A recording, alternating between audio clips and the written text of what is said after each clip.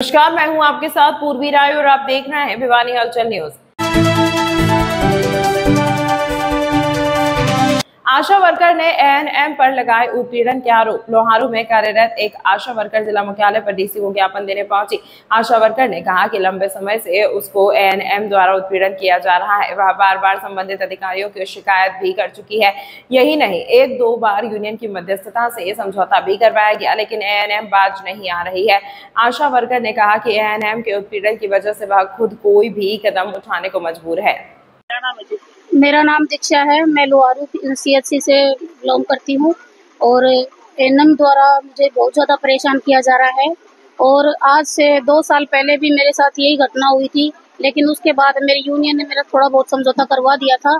लेकिन आज तो कम से कम 10 महीनों से वो मेरा इतना नुकसान कर रही है कि उसका कुछ कह नहीं सकते।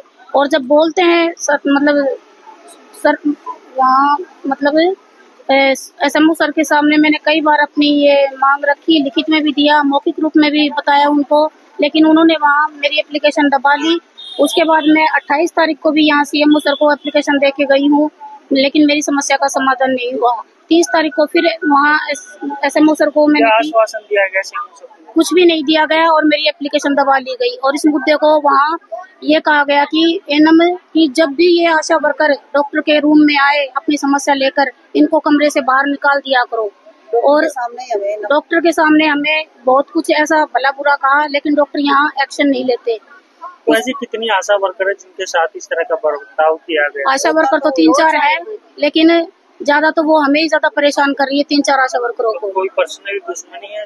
दुश्मनी जो कुछ नहीं है, लेकिन पता नहीं वो क्या कहती है कि मैं तुम्हारी भगवान हूँ, तुम्हारी रोजी रोटी मेरी उससे चलती है कलम से।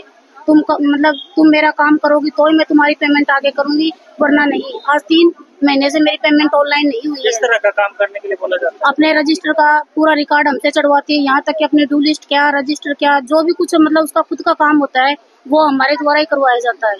और अगर नहीं करते तो हमें धमकी दी जाती है कि मैं तुम्हें हटवा दूंगी और तुम्हारा घर तक भी मेरे को इतना वो किया गया, मेरी जिंदगी उसने बर्बाद कर दी। मेरे घरेलू मामले वो इतना वो इंटरफेयर करने लगी घर पे जाके कि मेरे बारे में इतना कुछ सिखाया ही, ताकि मैं जानबूझकर मैं कुछ गलत कदम उठा सकूं।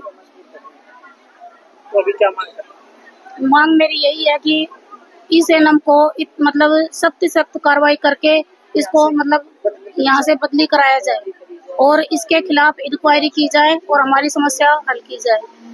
तमाम महत्वपूर्ण खबरों के लिए देखते रहिए भिवानी हलचल न्यूज।